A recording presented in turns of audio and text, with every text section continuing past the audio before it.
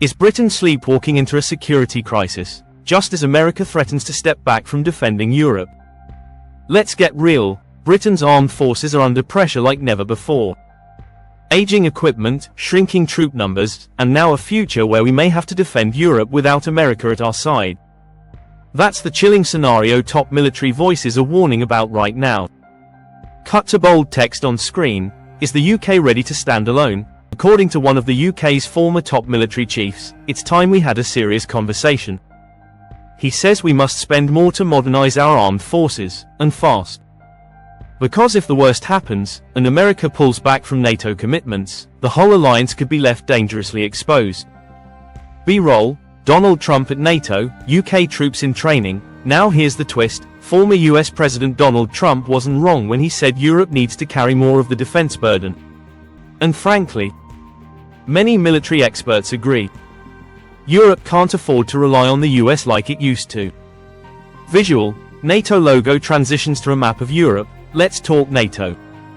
At the heart of it is Article 5, that powerful promise that an attack on one member is an attack on all.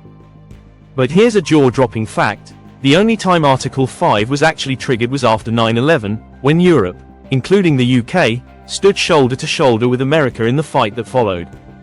B-roll, footage from Afghanistan and Iraq. The UK alone spent an estimated £35 billion in those conflicts.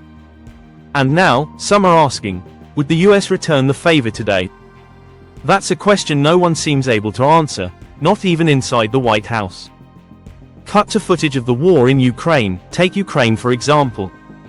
Europe has poured in around €135 billion, while the US has provided slightly less, about €110 billion. But money isn't everything. The truth is, Europe's defense industry lacks the speed and resilience of America's, making us slower to respond to large-scale conflicts. Visual, British Army training montage. So where does that leave the British military? Capable, yes, but only if we're clear about what we expect him to do. Right now, there are serious concerns over the size of our forces, the number of ships and aircraft we've got, and even how many boots are on the ground. On screen text, UK forces, capable but under pressure, the bigger picture. Our entire national defense needs a rethink.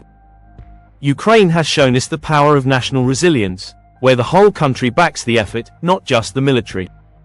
That's something Britain may need to start considering seriously too. Cut to archive footage, UK National Service, Cold War era drills. Now, before anyone shouts, bring back national service, hold up. Times have changed. We don't have an empire to patrol like we did in the 1950s.